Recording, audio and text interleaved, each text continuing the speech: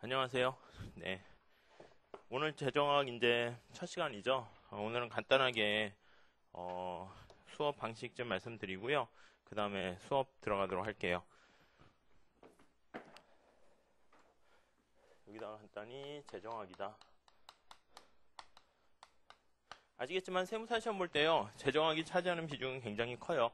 그 상법하고 더불어가지고 여기서 점수를 많이 따지 않으면은, 여러분들이 리스크에 빠지게 돼요. 무슨 말씀이냐면 세법이나 회계학이 굉장히 어렵게 나올 수도 있기 때문에 자칫 여기서 안정적인 점수를 확보하셔야 되겠고요. 그리고 조금만 일정 수준만 공부를 만약에 하시게 되면은 뭐 쉽게 안정적인 점수를 받을 수 있어요. 그래서 전략 과목으로 삼으면 되겠고요. 두 번째는 재정학 관련해서 꼭 질문하시는 것 중에 하나가 바로 뭐냐면 재정학을 공부하는데 가장 큰 재정학의 적이 뭘까요? 재정학의 적이라고 할까? 이게 경제학이에요, 경제학. 재정이라는 게 이게 원래 왕실 행정을 다루는 그 왕의 그 재정? 그걸 다루는 데서 국가로 변화하면서 발전하기 시작했는데요.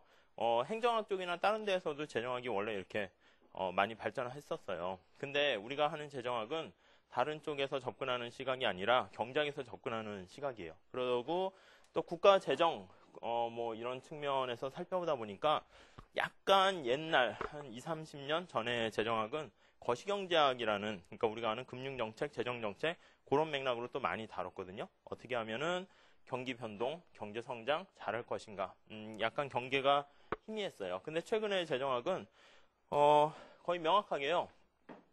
미시경제학을 기반으로 해서 접근을 해요. 미시경제라는 것은 아시겠지만은 거시와는 좀 다르게요. 약간 수리적인 계산 이런 것들이 들어가게 돼 있고요.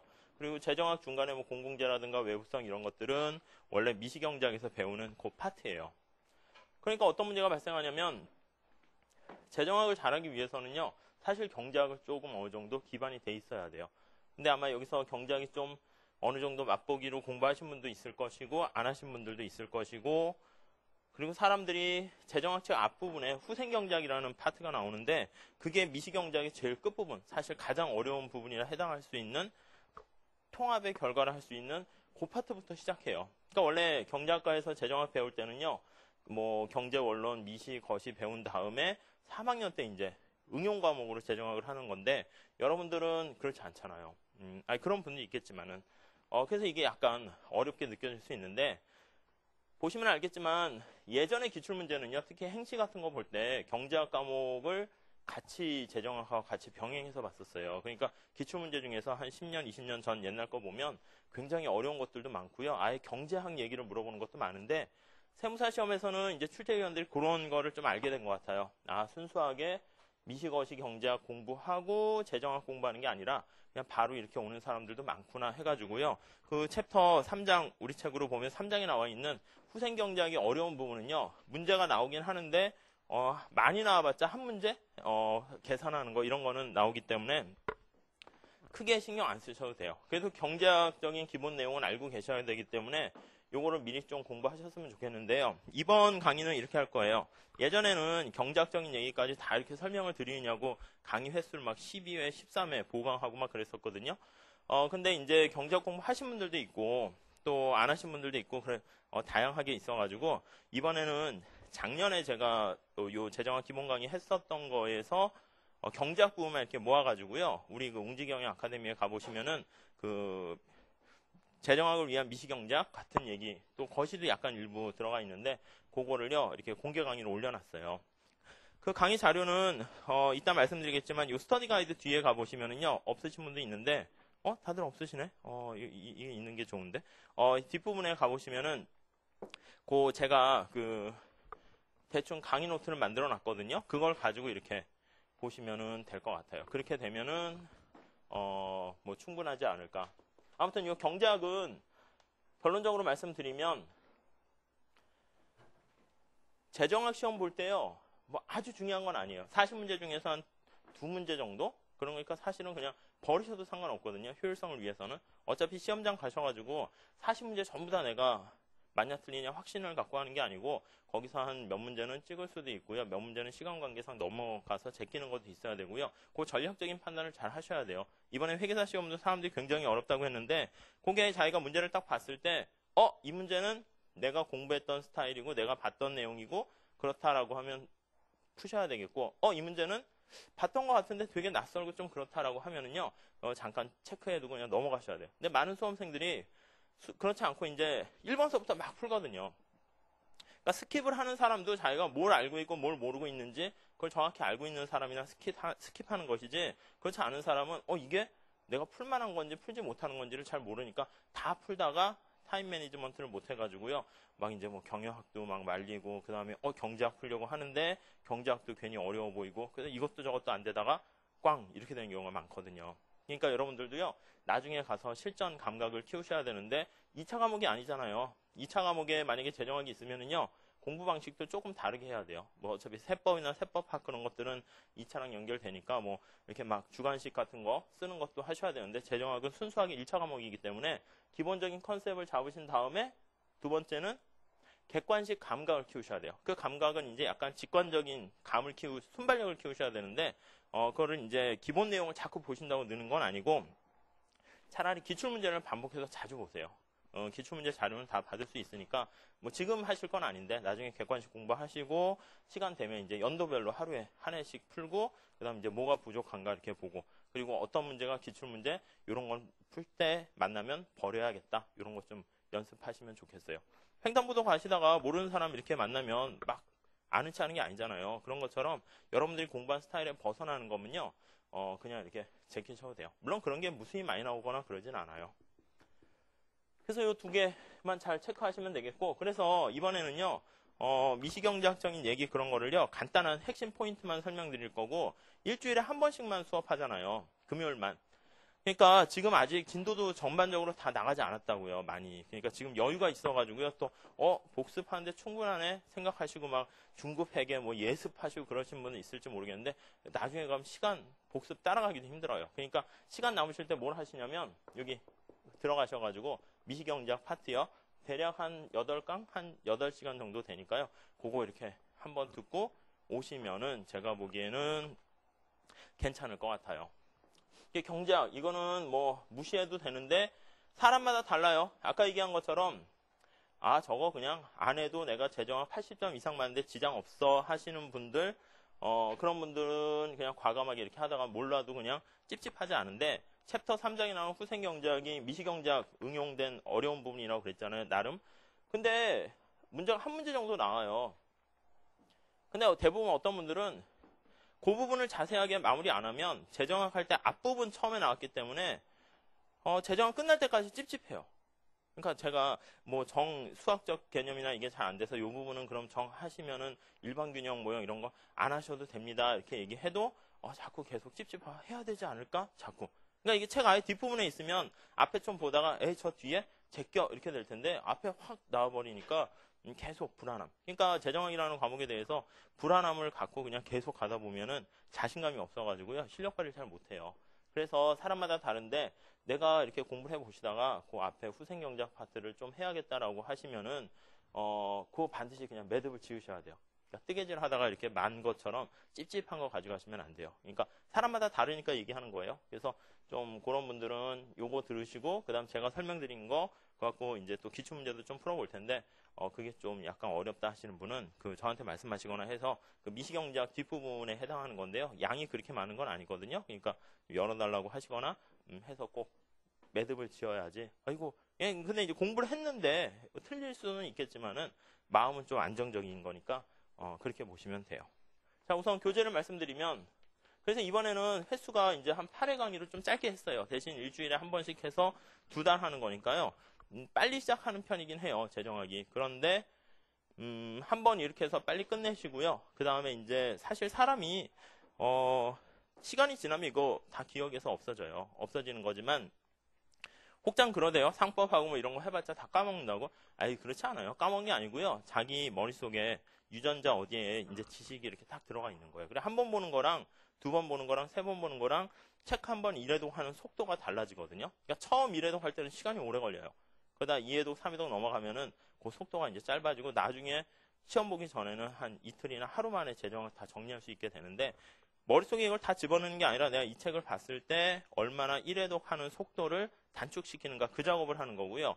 그리고 그 작업을 하는 방법 중에 하나가 또 이렇게 강의 노트나 단권 하나 그 작업을 하는 거예요. 그러니까 명심하시고요. 지금 보시고 이제 재정학이 이런 거구나 생각하신 다음에 잊으셔도 돼요. 그러다 나중에 재정학 객관식 하시게 되면 그때 요거 뭐 강의 노트나 설명드린 거 잠깐 보면서 객관식 문제 풀고 그다음 또 이제 또 약간 잊어버리셔도 돼요. 그러다 나중에 이제 막판에 정리하실 때 내년도 뭐 하실 때 뭐 이렇게 좀 정리하시면은 제가 보기에는 웬만한 이상 점수를 받지 않을까 생각해요.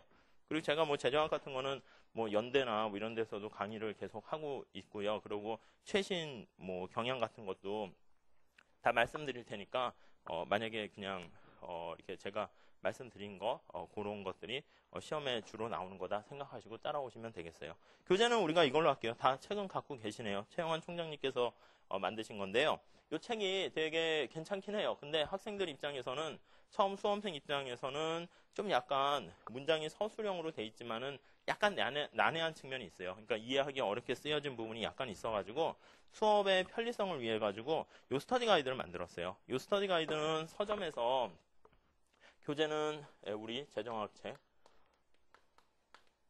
쓰고 보조 교재로 이게 뭐 따로 책 있는 건 아니고요. 이 책을 그냥 여러분들 원래 제 생각에는 경제학의 응용 과목이기 때문에 재정학도 이렇게 필기와 판서 같은 거를 굉장히 많이 하면 그게 자기 몸에 이렇게 체화되는 것 같은데 그림 그리고 필기하고 이런 거를 별로 안 좋아하는 사람도 많고 또 제가 좀 글씨를 빨리 쓰는 편이어가지고 이게 약간 수업 듣다가 판서하다가 자꾸 놓치는 분들이 많더라고요. 그래가지고 요거 강의 노트를 좀 만들어야겠다 해서 이 강의 노트를 만든 게 스터디가이예요. 그래서 요거는 그냥 서점에서 사면 아마 한 복사비 정도로 우리가 구입을 할 수 있으니까요. 그거 구입하시면 되겠고 만약에 구입하는 게 싫다라고 하면은 제가 이렇게 만든 자료 같은 거를요. 그냥 요즘 인터넷 시대니까 그냥 인터넷에 뭐 제가 돈 벌고자 하는 건 아니니까 올려놓거든요. 그래서 인터넷에 가시면은 다음에 가시면 블로그를 하나 만들었어요. 그래서 블로그 다음에 만들어서요. 이렇게 있고 에코매니아 이렇게 치시면은 여기 관련된 이런 스터디 가이드 자료도 여기 다 제가 올려놨고요.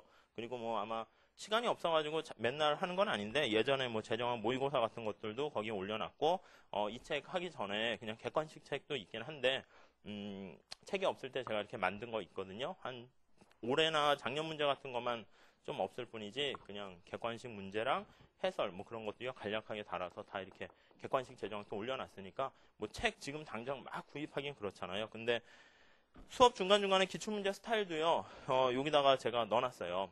그런데 그러니까 왜냐면 수업만 이렇게 쭉 듣다 보면 기출문제 스타일이 어떻게 나오는지 잘 궁금할 때가 있잖아요. 그래서 간략하게 요런 스타일 나왔고 중간에 기출문제가 들어있는 파트는 중요한 거구나 생각하시고 하시라고 해서 이번에는 기본 강의 설명드리고 문제도 약간씩 풀어드리려고 해요. 그래서 요걸 만든 거니까요. 그냥 프린트 다 할 수가 있고요.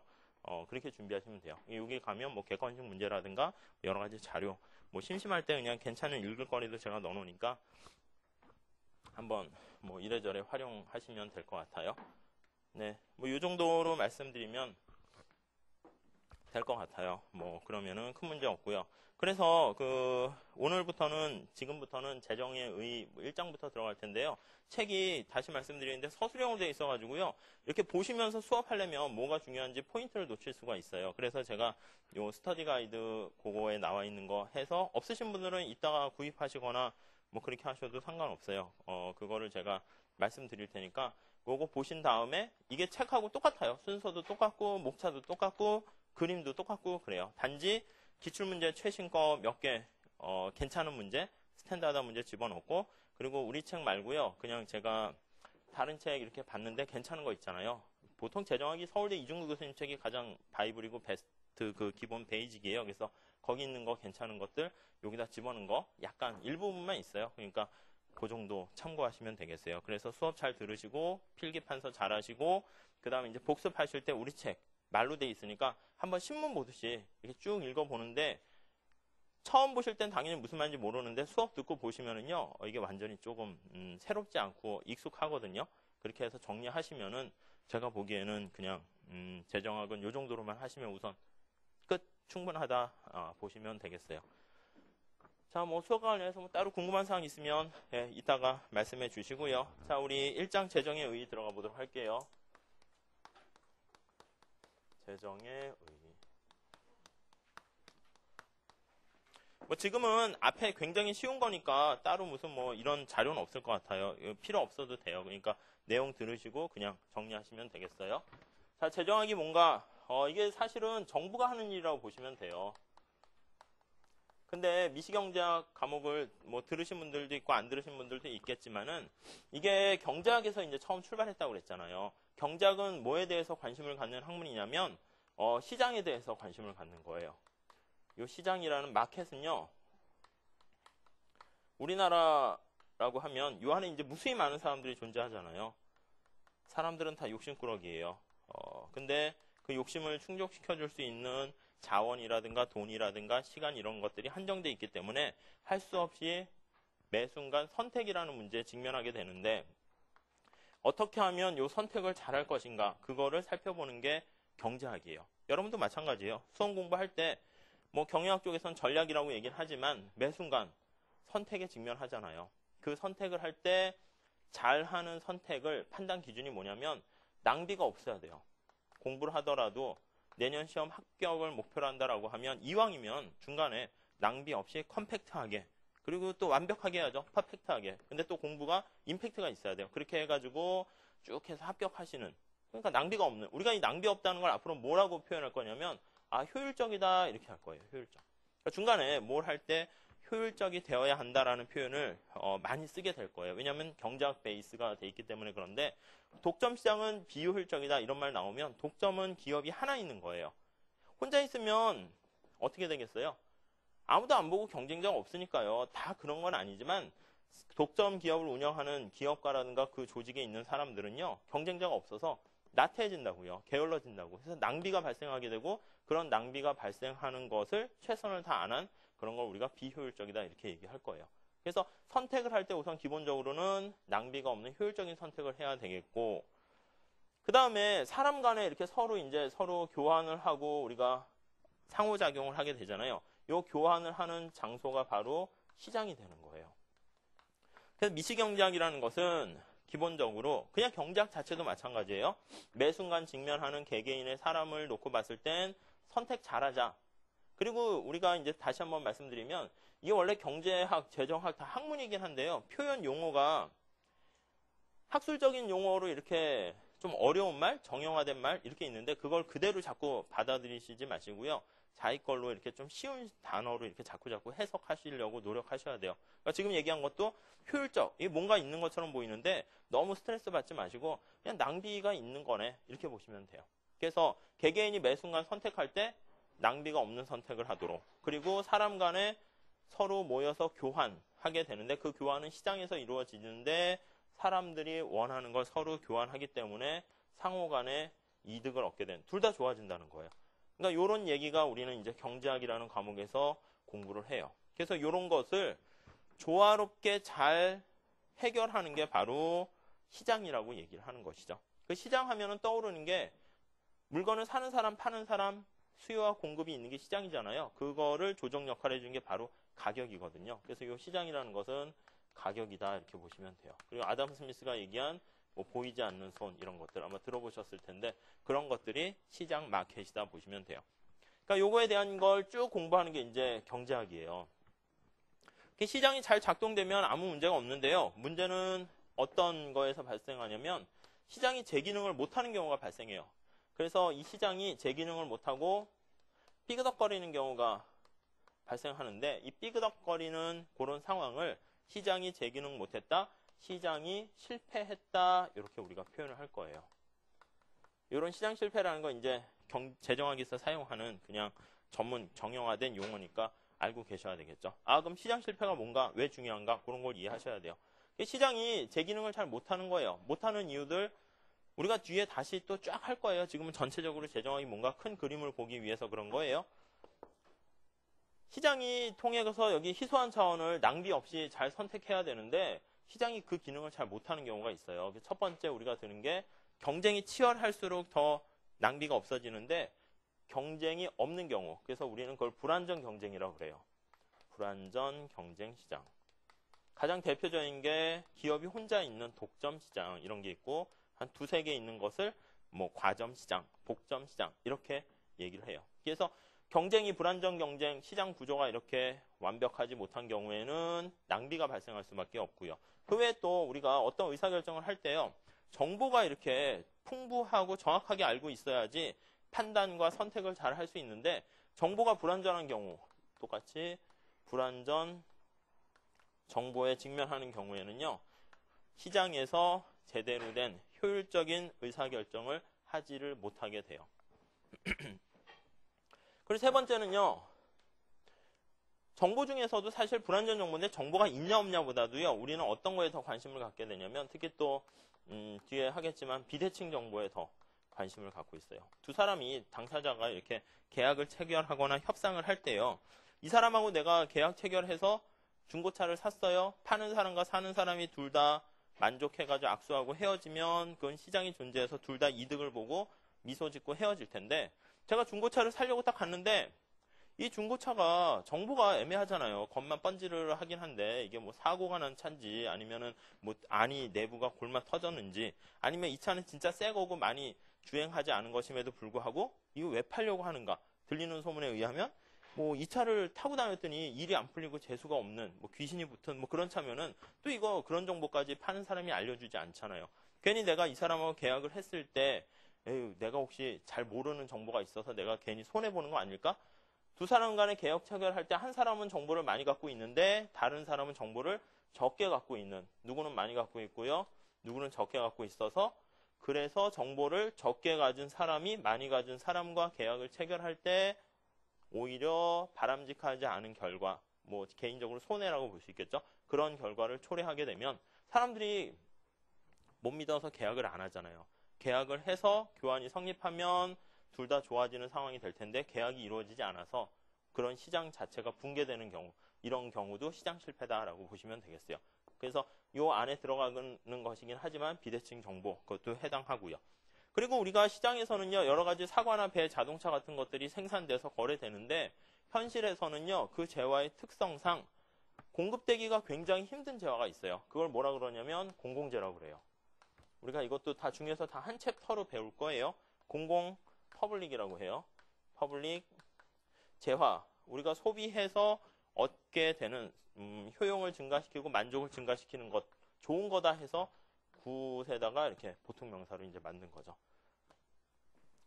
그래서 이런 공공재 같은 경우는 시장에서 공급이 잘 되지가 않고 그래서 할 수 없이 정부가 나서야 되는 그런 재화 중에 하나다라고 보시면 되겠고 또 하나는요. 시장에서요, 우리가 바람직하지 않은 외부성이 이렇게 존재할 수가 있어요. 바람직한 외부성이 존재할 수도 있고요. 요거는 뭐냐면 외부라는 게 자, 언제나 우리 포인트 맞추실 때 기준은 어떤 걸 잡으셔야 되냐면 경제학이기 때문에 출발 자체가 시장에다 포인트 맞추셔야 돼요. 시장. 그러니까 시장을 기준으로 해서 그 안에 자율적으로 잘 교환이 이루어지고 잘 선택해서 둘 다 모든 사람이 행복해지는 그 상황을 보는 게 경제학인데 외부다라고 하면은 뭐의 외부냐면 바로 시장 테두리 밖에 있다는 뜻이에요. 이게 시장 테두리 밖에 있는 그 의미가 바로 외부성이에요. 예를 통해서 보시는 게 편한데요. 우리가 흔히 얘기하는 외부성은 환경오염 같은 거. 뭐 이런 것들은요. 부정적인 네거티브한 익스터널리티예요. 그래서 우리가 이제 현대자동차가 자동차를 만들 때요. 자동차 생산 비용이 발생하는데 꼭 그 비용뿐만 아니라 사회 전체로 놓고 봤을 때는 자동차를 뭐 또 타고 다니면서 아니면 생산하는 과정에서 매연이나 폐수 같은 것들이 발생할 수 있잖아요. 근데 그 일부러 현대자동차가 사람들 괴롭혀야지 하고 내뿜고 그런 건 아니잖아요. 근데 그것까지는 우리가 원래 비용으로 간주해야 되는데 간주하지 못하는 경우가 있단 말이에요. 그래서 시장에서 이런 것들 반영해야 되는데 반영하지 못하는 그런 문제를 외부성이 존재한다. 이렇게 보시면 되겠어요. 이건 네거티브한 외부성이에요. 물론 긍정적인 외부성도 있어요. 어떤 게 있냐면 흔히 교육 같은 거 아니면 예방주사 이런 거요. 이런 거는 긍정적인 외부성이라고 그래요.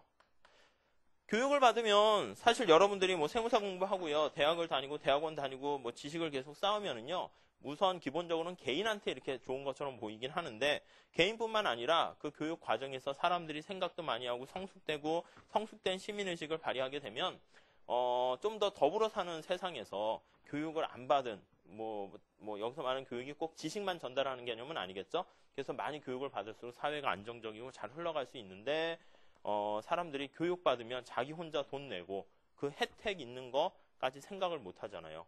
전염병 예방주사도 마찬가지예요. 우리가 전염병 예방주사를 무슨 뭐 사스나 뭐 이런 전염병 콜레라가 돈다라고 하면 모든 사람들이 전염병 예방주사를 맞으면은 그게 없어질 텐데 사람들이 생각했을 때는 자기가 안 받고 예방주사를 안 맞고 다른 사람이 다 맞으면 그러니까 자기는 맞을 필요 없잖아요. 그럼 뭐가 좋은 거예요?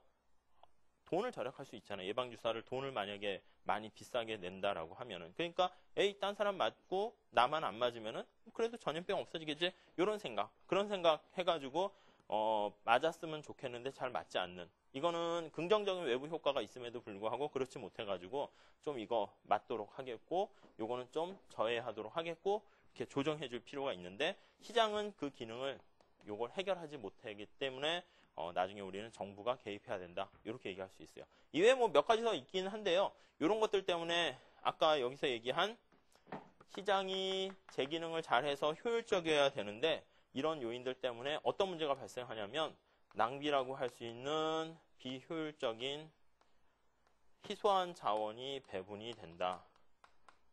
그러니까 비효율성이 발생한다라고 보시면 돼요. 그래서 이거를 좀 뭔가 해결해야겠다. 이게 원래 그 협의의 개념인 시장 실패가 되는 것이고요. 우리가 이제 사실 광의의 확대된 개념의 시장 실패는 시장이라는 게 원래 공평성을 담보하는 건 아니에요. 시장은 지금 얘기한 것처럼 출발 자체가 우리가 갖고 있는 모든 자원이 희소하기 때문에 스티브 잡스도 마찬가지예요. 자기가 돈도 많고 창의성이 막 있더라도요. 그 사람한테는 시간이 아파가지고 돌아가셨잖아요. 그래서 시간이 제한돼 있으니까 하루하루 쪼개가지고요. 허투루 쓰는 법이 없어야 된단 말이에요. 여러분도 마찬가지예요. 내년에 시험 본다? 올해 볼 수도 있겠지만은 계획을 한번 짜보세요. 이렇게 딱 1년 계획 짜보시고요. 지금은 내년 이렇게 해보지만 여러분들이 해보면요. 막상 시간이 금방 와요. 그래서 이번에 뭐 중급회계 들으면서 언제 마무리하고 어떻게 복습하고 이렇게 짜보시면요. 시간이 잘 안 나와요. 그리고 한 달 단위로 또 짜보시고 또 일주 단위로 짜보시고 하루 단위로 짜보시고 그렇게 해가지고요. 뭐 시간 10분 같은 것도 그냥 허투루 쓰지 않도록 하시는 습관을 들이셔야 되겠고 제 생각에 세무사 시험 공부할 때 제일 좋은 건 뭐냐면 그렇게 시간을요. 자기가 스케줄 딱 맞춰서 계획 짜는 게 좀 인상이 각박해 보이긴 하는데 그렇게 하셔야지 나중에 합격하신 다음에도 어떤 일 하실 때 그 스케줄을 딱딱 해가지고 낭비 없이 세상을 살게 되죠. 안 그러면은 일어나서 마음 내키는 대로 무슨 일하고 공부하고 이러면은요 그 시험이 붙기가 힘들어요. 그러니까 오늘 딱 눈을 뜨면 뭘 어떻게 하고 스케줄 딱 보고 탁탁탁 하시고 스마트폰도 되게 잘 돼 있잖아요. 그러니까 그거 스케줄 관리 잘 하셔야 돼요. 그러니까 경제학에서는 언제나 제일 중요한 게 효율성인데 이런 문제들은 효율성을 해결하지 못해요. 근데 경제학에서는 그래서 이게 관심사인데 사실 시장 메커니즘, 자본주의 시스템이 막 비난받는 것 중에 하나가 양극화, 불공평성 이런 것들, 소득 재분배 이런 게 더 중요하잖아요. 원래 시장은 그런 거는 관심이 없었는데 아무튼 우리가 사는 더불어 사는 세상에서는 공평성 문제도 중요하기 때문에 추가적인 시장 실패 요인 중에 하나가 더불어서 불공평성이라고 쓰는 게 낫겠죠? 소득의 불공평, 한 소득 재분배 이런 거요. 이런 문제도 우리는 광의의 개념으로 시장 실패다 이렇게 보기도 하고요. 더 나아가서 그 공산주의나 사회주의 시스템에서는요. 가장 이상적이고 좋긴 해요. 근데 그게 현실에서는 잘 맞지가 않아요. 예를 들면 사회주의 국가 공산당이라 해볼게요. 공산주의면 실업자도 하나도 없어요. 만약에 예를 들어서 정부가 위에서 다 지시 내려주겠죠. 여기 있는 사람들이 만약에 직장이 없어서 여기 모였어요. 그러면 어디 취업하고 싶어요? 저는 뭐 이렇게 세무사 하고 싶습니다. 세무사는 자리가 없고 지금 저쪽에 뭐 공장이 있으니까 가서 일하세요. 어디 가고 싶어요? 저기 가서 농사 지으세요. 그러니까 자기가 원하는 거를 얻지 못하고 정부가 알아서 딱딱. 그러니까 공산주의 사회에서는요, 결혼 못하는 사람도 없어요. 우리가 사실 나이가 들어서 결혼 요즘 늦게 하는 사람도 있고 못 안 하는 사람도 되게 많은데 자기한테 맞는 짝이 아직 안 나타났으니까 결혼 안 하는 거잖아요. 내가 그냥 결혼 뭐 이렇게 뭐 한다고 행복하지 않으면 차라리 안 하는 게 나을 수 있고 좋은 사람 만날 때까지 기다리는 게 나을 수 있는데 공산주의 국가는 어떻게 되겠어요? 사회주의는. 결혼 안 하셨어요? 결혼 안 하셨어요. 그러면 왜 아직 안 하고 있어요? 나이가 이제 30 가까이 되는데 제가 내일 소개시켜 줄 테니까 무조건 그 사람 만나서 결혼하세요? 예. 이렇게 되면은 그러면 결혼 안 하는 사람도 없겠죠. 그러니까 겉으로 봤을 때는요, 성과 지표가 아주 좋을 수밖에 좋을 수밖에 없지만 사실 그 내막을 보면요, 사람들이 불만이 다 가득한 거예요. 나 취업했는데 이게 뭐야? 나 결혼했는데 이게 뭐야? 그러니까 공산주의 시스템에서는요, 경기 변동이라든가 이런 거가 하나도 문제가 안 되는데 자본주의 시스템에서는요, 사람들이 원하는 거에 딱 맞춰서 행동하다 보니까 때로는 욕심부려서 호황 과열되다가 경제가 침체되기도 하고요. 불황이 오기도 하고요. 그걸 우리가 이제 경기 변동이라고 얘기하거든요. 경기의 호황과 불황이 발생하는데 이런 경기 변동, 이런 것도 사실은 시장 실패 요인 중에 하나로 들어간다라고 보시면 되겠어요. 근데 이런 건 이제 주로 아까 얘기한 것처럼 거시경제학에서 이제 살펴보는 거니까 우리의 큰 관심사는 아니에요. 그래서 우리의 주요 관심사는 어떤 시장의 기능이 제 기능을 잘 하는가 못하는가 판단할 때는 그러니까 앞으로 두 가지 가지고 우리가 판단할 거예요. 하나는 그 사회 상태가 희소한 자원이 잘 배분되었는가라는 효율성이고요. 또 하나는 공평한가 그렇지 않은가, 요 판단 기준 두 가지를 가지고 평가를 내릴 것이다. 이렇게 보시면 돼요. 아무튼 시장이요, 제 기능을 잘 못하는데 특히 더 중요한 사항이 뭐냐면 1929년에 대공황이 발생했어요. 대공황은요, 지금보다도 훨씬 더 경기 불황이요, 나빠고 경제가 침체된 상황이었어요. 거의 한 10가구 중에서 한 4가구 정도가 옆집에 두 집 건너 한 사람씩 다 백수고 직장 없고요. 공장은 문 닫고요. 미래에 대한 전망 물어보면 다 불안하고요. 불확실하고요. 불안정적이고요. 그런 상황이에요. 그때 시장 메커니즘을 강조하는 옛날 경제학자들은 뭐라 그랬었냐면, 너 아담 스미스가 쓴 국부론의 보이지 않는 손 책 몰라? 가만히 놔두면 보이지 않는 손이 잘 작동해가지고요. 언젠가는 다시 이 불황이 다시 원래 상태로 올라갈 것이다. 그렇게 얘기했어요. 뭐 당연한 얘기예요, 사실.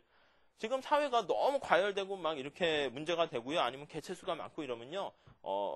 자기 정화 능력이 있어가지고 뭐 동물들도 이렇게 사람들이 너무 개체수가 많으면 살기 힘들어지니까 막 서로 잡아먹거나 죽이기도 하고요. 스스로 자살하기도 하고요. 뭐 등등 해가지고 이렇게 다시 원래 안정 상태로 돌아가는 게 자연 이치긴 한데 문제는 뭐냐면 언제 가면 다시 그 정상적인 상태로 갈까요? 이렇게 물어보면 그건 잘 모르는 거예요. 그리고 그 기간이 길어질 수도 있어요. 우리가 이제 행복할 때는요, 시간이 빨리 가는 거랑 빨리 가지 않는 거랑 그 차이점은 뭐냐면, 그 시간을 보낼 때 이렇게 자기가 기억에 남을 만한 경험이나 이런 것들이 있으면은 시간 가는 줄 몰라요. 맥주 마시면서 밤샐 때 얘기가 재밌고 화제거리가 있으면, 밤이 금방 새는데, 그게 아니고요. 이제 여러분들 밤 새실 때 중급회계나 뭐 이렇게 재정학 이거를 가지고 밤을 새시면요, 따분하고 시간도 안 가고요. 무료하고요. 뭐 이렇게 되는 거예요. 그러니까 사람들이 백수 상태로, 실업 상태로 있으면은 시간이 너무 오래 가게 되고 그게 한 달이 거의 10년 같고 그렇게 되는 거예요. 그래서 언제 가면 다시 정상 상태로 돌아오겠는데 너무 긴 시간이니까 요때 이러한 대공황을 해결하는 아이디어를 제시한 사람이 존 메이나드 케인즈라는 사람이 이제 등장해요. 케인즈가 등장해가지고 우리가 봤을 때는 요 전에 경제학자들은요, 뭐냐면 시장을 굉장하게 신뢰했기 때문에 정부는 어떻게 해야 되냐면 정부는요, 그냥 꼭 필요한 국방이나 외교 뭐 이런 그런 치안 담당이나 하고요. 다른 거에 관여하지 말아라. 그러니까 정부의 역할을요, 작게 봤어요. 그냥 하지 말고 시장에 맡겨라. 이게 기본 철학이었어요. 근데 우리는 이걸 작은 정부라고 얘기를 해요. 그리고 정부가 꼭 필요한 돈을 써야 되는데 이거 정부 지출을 할게요. 나중에 우리가 볼 텐데요. 계속 이 정부 지출은 들어오는 정부의 요건 T는 텍스예요. 조세 수입만큼만 쓰는 균형 재정을 강조했어요. 그런데 케인즈 입장에서 봤을 때는요. 시장이 제 기능을 못하고 삐끄덕거리니까 더 이상 이제는 시장에 맡길 수가 없고요. 누군가가 나서서 그 문제를 해결해야 되는데 그 해결을 해야 될 사람이 바로 정부라고 본 거예요. 그래서 정부가 적극적으로 개입을 해가지고 이 시장 실패를 해결해야 된다라고 주장하게 되었고요. 그 메커니즘은 좀 이따 다시 말씀드리도록 할게요. 다음에 볼 기회가 있는데 뭐 간단히 말씀드리면 이런 거예요. 자, 우리가 요식 하나는 알고 계셔야 돼요. Y가 국민소득 GDP라고 하면 거시경제학에서 나오는 건데 요거 하나만 사실 아시면 돼요. 국민소득을 지출 측면에서 살펴봤을 때는 거시경제 따로 하시거나 그럴 필요 없어요. 개개인들의 어떤 컨섬션, 소비라든가 인베스트먼트예요. 투자라든가 그리고 정부 지출. 여기 아까 G라고 써냈네요. 정부가 쓰는 정부 지출 수요. 이렇게 구성되어 있어요. 그래서 수요가 있으면은 또 이렇게 국민소득이 증가하는. 자, 패러다임의 전환기라고 하는데 이 전 시대에서는요. 사실은 물건을 만들면은요. 팔리는 거는 걱정 안 해도 돼요. 살 사람은 언제나 많았거든요. 그러니까 이 당시만 해도 물건 만들 때 가능한 한 비용을 싸게 생산해가지고 물건을 만들면 되는 거니까 이때는 공급이 굉장히 중요했던 시대가 되거든요. 근데 케인즈가 대공황이 왜 발생했는가 그거를 가만히 살펴보니까 당시에는요. 뭐 생산성이 높아지고요. 대량 생산, 산업혁명 이런 것들 때문에 물건 살 사람보다요. 공급이 너무 많은 거예요. 그러니까 살려는 사람이 10명밖에 없는데 자동차 공급이 한 15개 되니까 그럼 어떻게 되겠어요? 5개는 안 팔리잖아요. 그러니까 재고가 많아지고 뭐 등등 그런 요인으로 인해 가지고 물건이 안 팔리는 이유는 살 사람이 없어서 그러네. 수요가 중요하다라는 걸 깨달았어요. 특히 그 수요 측면을 살펴본 게 이렇게 나타내는 시기예요. 이거는 그냥 한번 맛보기로만 한번 들어두세요. 한번 들은 거랑 안 들은 거랑은 차이가 나니까 나중에 뒤에 다시 할 거예요. 자, 케인즈가 살펴봤을 때 지금의 대공황 상황은 어떤 거냐면 자, 경제가 꿀꿀해요. 대공황이에요. 그럼 소비자들은 어떻게 해야 돼요? 소비와 관련된 소비자들은 허리띠를 졸라매는 게 바람직한 거죠. 미래가 불확실하고 경제가 침체되는데 펑펑 많은 거 쓸 수 없잖아요. 그러니까 소비는 이렇게 줄어들 수밖에 없고요. 자, 경제가 불황이고 앞으로 잘 안 돌아갈 것 같은데 기업 입장에서 어떻게 해야 돼요? 막 신규 투자, 신입사원 막 뽑아요? 아니에요. 미래가 불안하면요. 투자 줄이고요. 신입사원도 적게 뽑고요. 기업이 보통 투자를 하게 되는 건데 기업들은 투자를 줄여요. 그리고 정부 지출은 고전학파 입장에서는 고정되어 있는 거예요. 왜냐하면 들어오는 조세 수입만큼 돈을 써라 이렇게 돼 있으니까. 자, 여기 균형식이에요. 이권이 성립해야 되는데 이쪽은 그냥 추가적으로 늘리거나 줄지 않더라도 소비가 줄고 투자가 이렇게 줄고 그렇게 되면 이권이 성립해야 되니까 국민소득이라고 할 수 있는 GDP도 당연히 줄어들 수밖에 없어요. 그래서 이런 상태가 더 악순환이 되는 상태가 대공황 상황이었었는데 고전학파는 이게 계속 줄다가 사람들이 배고파서 뭐 어쩌고 되고 하다 보면 다시 이제 밑바닥 치고 올라갈 것이다. 뭐 그렇게 얘기했는데 케인즈는 그때까지 못 기다리겠다. 장기에는 우리가 다 죽고 나서 그게 무슨 소용이 있느냐. 그럼 어떻게 해야 되는데 유일하게 얘네들은 정부가 나서서 조정할 수 없잖아요. 소비해, 투자해 하고 권장, 촉진을 할 수 있겠지만은 이거 의사결정은 민간이 결정한다고요. 그러니까 정부가 유일하게 할 수 있는 건 요거. 그럼 얘네들이 떨어질 때 정부가 정부 지출 이렇게 올려버리면 어떻게 되겠어요? 올려버리면 떨어진 것보다 올라간 게 크니까 국민소득이 이렇게 해서 올라갈 수가 있을 거예요. 그러면 정부 지출을 늘려가지고 국민소득이 증가하면 근데 여기서 그냥 끝나는 게 아니라 국민소득이 증가하게 되니까 사람들이 소비 이제 부가 증가하는 거예요. 소득이 증가해서 소비도 늘리고 경제가 좀 좋아지면 기업이 투자를 늘리고 이게 약간 여기서 끝나는 게 아니라 선순환의 파급 효과가 이렇게 발생하게 되는 거예요. 그래서 나중에 정부 지출 100을 증가시켰는데 국민소득이 이러한 파급 효과를 이용해가지고 500이 증가했다라고 하면은 정부 지출 100 증가시켜서 5배의 효과를 얻게 되는데 이 파급 효과가 중요한 거예요. 이 메커니즘을 우리가 보통 승수다 이렇게 표현을 해요. 여기 이제 거시경제학 메커니즘인데 시험 문제는 거시경제 관련해서 한 문제 정도 나오는데요. 그게 이제 승수 개념 좀 아시고 승수 개념을 이용해가지고 이렇게 문제 푸는 거 그거 하나 정도 나오는데 크게 어렵진 않아요. 그래서 그건 나중에 객관식 때 좀 이렇게 다시 또 말씀드릴 기회가 있을 거예요. 아무튼 케인즈가 생각했을 때는요. 당시에 중요한 거는 수요가 중요하고 정부, 작은 정부가 아니라 적극적으로 개입을 해가지고 경제 침체를 탈출해야 되겠고 정부가 들어오는 돈은 없는데 어떻게 돼요? 돈을 써야 되잖아요. 그러니까 케인즈가 봤을 때는 정부 개입할 때 돈이 조세 수입, 경제가 불황인데 돈이 많이 들어오진 않잖아요. 근데 정부 지출은 커지게 되는 거니까 옛날에는 작은 정부에다가 균형을 강조하는 거였어요. 근데 이때는 들어오는 조세 수입은 없는데 정부 지출이 커지니까 이게 바로 적자 재정이 되는 것이죠. 적자 재정을 실시할지라도 경제를 치유하는 데는 필요하기 때문에 정부가 적극적으로 개입해야 된다. 실제 요 케인즈의 원리를 미국이나 이런 데서 받아들여가지고요. 경제 침체를 탈피하는 데 도움이 됐다라고 해서 그리고 이전의 경제학자들과는 접근 방식이 좀 달라요. 옛날에는 여기 나와 있는 공급을 중시 여겼었는데 케인즈는 대공황이 발생한 원인을 수요가 부족했기 때문에 발생했다 해서 수요를 중시하는 철학을 갖게 되었거든요. 그러니까 완전히 두 개가 달라졌는데 케인즈가 이 대공황을 치유하는 처방책 관련된 책을 썼는데요. 1936년에 일반이론이라는 책을 썼어요. 거기에다가 각주에다가 내가 얘기하는 요 경제학적 사고방식이 기존의 경제학과는 완전히 다르다. 뭔가 비교해야 되잖아요. 저쪽 이전의 경제학자들을 비판하고 까기 위해서 뭔가 대상을 설정해야 되는데 내가 깔려고 하는 대상을 클래시컬 한 사람들이다 해서요. 케인즈가 고전학파다 이렇게 명령 내린 거예요. 책에다. 그러니까 얘네들은 뭐 잘못한 것도 없는데 저쪽 애가 책 쓰면서 너 고전학파야. 그러니까 뭐 클래식 고전이란 게 나쁜 건 아니지만 좀 뭔가 기분 나쁘잖아요. 그래서 졸지에 우리는 고전학파다 이런 게 어디 있어요. 세종대왕이 내 이름 세종이야 이런 게 아니고요. 광개토대왕이 나 원래 땅 넓힐 테니까 광개토로 해줘. 그런 거 아니에요. 장수왕이 나 오래 살 거니까 장수왕으로 해줘. 아니고요. 지나간 역사가들이 알고 보니까 그 왕이 땅을 많이 넓혔네. 그래서 광개토대왕 이름 짓는 거예요. 그래서 고전학파가 나 원래 고전학파 이런 건 없었고요. 케인즈가 너 나랑 다른 얘기?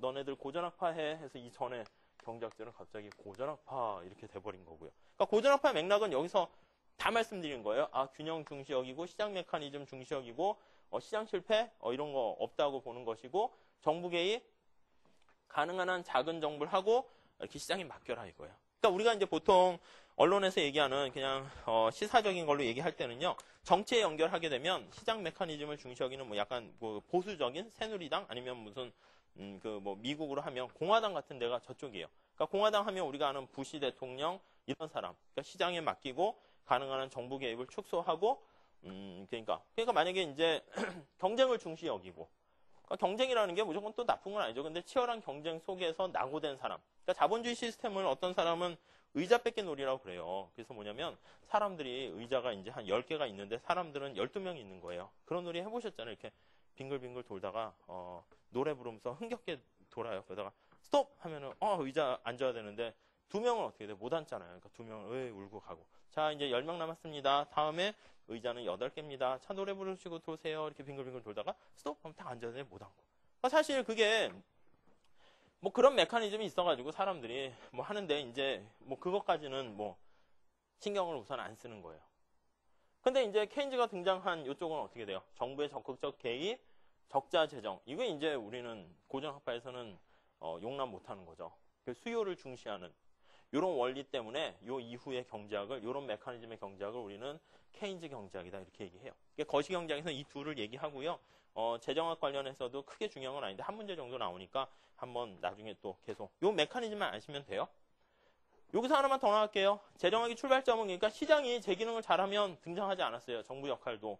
근데 시장이 실패해가지고 정부가 개입을 하게 되고 근데 문제는 뭐냐면 시장이 실패해서 정부 개입은 정부가 개입할 필요성은 등장하잖아요. 필요성과 당위성 이런 것들은 등장하게 되는데 문제는 정부가 개입했다고 만사 오케이? 그건 아니라는 거예요. 여기서 한 발 더 나가야 돼요. 정부가 개입했을지라도 자 시장이 환자예요. 아파요. 삐그덕거려요. 그래서 왔어요. 의사가 굉장히 유명한 명의예요. 그렇게 되면 환자가 어디가 아픈지 정확하게 진단해가지고 치료를 할 텐데 의사가 돌팔이 의사예요. 아니면 진단을 잘못했어요. 위가 아픈데 간이 아프다고 해서 막 간을 수술했어요. 그럼 어떻게 돼요? 환자를 더 망가뜨릴 수 있잖아요. 자, 저 거대한 시장이라는 거에 대해서 어떻게 보면 미미한 존재인 인간이 그걸 막 치유하려고 하다 보면 그 일순간에는 잠깐 좋아질 수 있지만 정부 자체의 능력이 한계가 있어가지고요. 오히려 시장을 치유하기보다는 길게 놓고 보면 수술하는 게 단기적으로 좋을 수 있지만 더 좋은 방법은 사실 몸을 건강하게 만들어서 스스로 치유하는 게 좋잖아요. 근데 단기적으로 좋을 수 있겠지만 장기적으로 더 나빠질 수 있다라고 하는 얘기가 그거는 우리가 정부 실패가 존재한다라고 얘기를 할 거예요. 자, 그래서 이런 정부 실패, 정부가 개입했을 때 잘못될 수 있다라는 점에 포인트를 맞춰가지고요. 요거는 중요한 표현이에요. 자, 시장 실패로 인해서 정부 개입은 필요하다라는 필요 조건은 충족시키는데 정부가 개입했다라고 만사 오케이 되는 충분 조건까지 충족시키는가? 그건 아니라는 거예요. 그래서 시장 실패를 치유하기 위한 정부 개입이 정부 실패라는 게 존재함으로써 시장 실패에 대한 정부 개입이 충분 조건까지는 충족시키지 못한다. 이렇게 보시면 되겠어요. 자, 이게 전체적인 재정학과 관련된, 특히 또 경제학, 거시경제학과 관련된 흐름을 말씀드렸고요. 우린 요걸 하나하나 뜯어서 볼 거예요. 그래서 처음에는 재정이 뭔가 그거에 대한, 여기서는 시험 문제 거리는 아니에요. 그리고 우리가 뭐 어떤, 이 마음이 지금은 아직 바쁘지 않으니까 괜찮으시고 다행이긴 한데, 그래서 일부러 앞에다가 잡았는데, 어떤 무술을 하던 운동을 하던 기초 체력이나 이런 게 중요하잖아요. 그래서 달리기라든가 뭐 이런 것들이 중요하니까 앞에 1, 2장 이런 것들은 전체적인 그냥 재정과 관련된 상황, 현황, 우리나라 재정의 특성 이런 것들 좀 보는 건데 한 문제 정도 나오거든요. 그러니까 크게 신경 쓰지 않으시면서 편하게 들으시면 되겠고 요거 본 다음에 우린 당연히 요 시장 실패부터 시작하니까 요거에 대해서 볼 거예요. 근데 요걸 하기 전에 이제 미시경제학적인 시장이 제 기능을 잘 한다라는 요 측면, 일반 균형과 후생 경제학, 그게 이제 그 다음 챕터에서 보는데, 요게 이제 미시경제학이 있는 거에서 좀 어렵다 이거죠. 오늘 좀 설명드릴 텐데, 아까 얘기한 것처럼 집에 가셔가지고 다음 시간에 오기 전까지 요 학원 홈페이지 가셔서 요 미시경제학 파트, 요 스터디 가이드 보면 뒤에 있고요. 블로그에도 자료 다 있어요. 그러니까 해서 그 부분 미리 한번, 그것만 하세요. 그것만 미리 예습 삼아서 좀 해오시고, 그거 끝나면 이제 이거 하나하나 다 보는 거예요. 시장 실패 요인에 대해서 살펴봐요. 그 다음에 공공재에 대해서 보고, 외부성에 대해서 보고, 또 뭐 불안정 경쟁 이런 거에 대해서 보고, 그 다음에 여기에 나와 있는 공평성, 소득 재분배 이런 거에 대해서 보고, 그렇게 돼요. 그럼 이제 대충 다 끝난 거예요. 그래서 이런 얘기를 다 하게 된 다음에 우리가 마지막으로 보는 거는 정부가 하는 역할 중에 제일 중요한 것 중에 하나가 조세라는 게 제일 중요해요. 조세를 어떻게 거두는 게 사람들한테 피해를 주지 않으면서 낭비 없이 효율적으로 자발적으로 세금을 내도록 만드는가, 그런 조세의 원리. 그리고 저 조세 파트가요 단독 파트긴 한데 시험 문제에서는 거의 한 40% 정도 나오거든요. 근데 어렵지 않아요. 맨날 나오는 것만 나와요. 그리고 그러니까 요 파트가 이제 중요한 비중을 차지해요. 그리고 그 뒤에 가면 이제 정부의 역할, 뭐 지방재정뿐만 아니라 국공채 이런 것들, 아니면 공공요금 이론 이런 것들도 재정학의 파트가 되는 건데요. 우리는 수업할 때 이렇게 할게요. 어떻게 하냐면 조세 파트가 중간에 있고요. 기타 재정학의 여러 문제들 해서 그 뒤에 있는데 조세가 이제 좀 약간 어렵고 중요하잖아요. 그러니까 이쪽 파트에 해당하는 얘기를요. 중요한 걸 뒤에다가 이렇게 몰아놓고요. 먹을 거 먹을 때 이렇게 맛없는 거 먼저 먹고 맛있는 거 뒤에 남기잖아요. 그래서 조세 파트를 뒤로 뺄게요. 그리고 나머지 기타 잡스러운 거는 앞에다 해가지고요. 잔챙이를 먼저 제거하고 그리고 이제 조세 볼 테니까 우리 책하고 진도 나갈 때는 약간 순서가 조금 뒷부분 좀 다르긴 한데 어차피 할 건 다 할 거니까 그렇게 보시면 되겠어요. 그래서 스터디 가이드도 일부러 그래서 순서는 그거만 좀 바꿨을 뿐인데 그렇게 준비하시면 되겠네요. 자, 아무튼 좀 더 간단하게 하려고 했는데 요거는 그냥 전체적인 내용 머릿속에 컨셉을 딱 알고 계셔야 될 필수적인 얘기니까요. 잘 보시고요. 잠깐 쉬었다가 우리 그리고 이제 제대로 1장서부터 할 테니까요. 혹시 뭐 스터디 가이드 요 자료 없으신 분들은 구입하시면 수업 들으시는데 조금 더 낫지 않을까 하는 생각이 들어요. 10분만 쉬었다 할게요.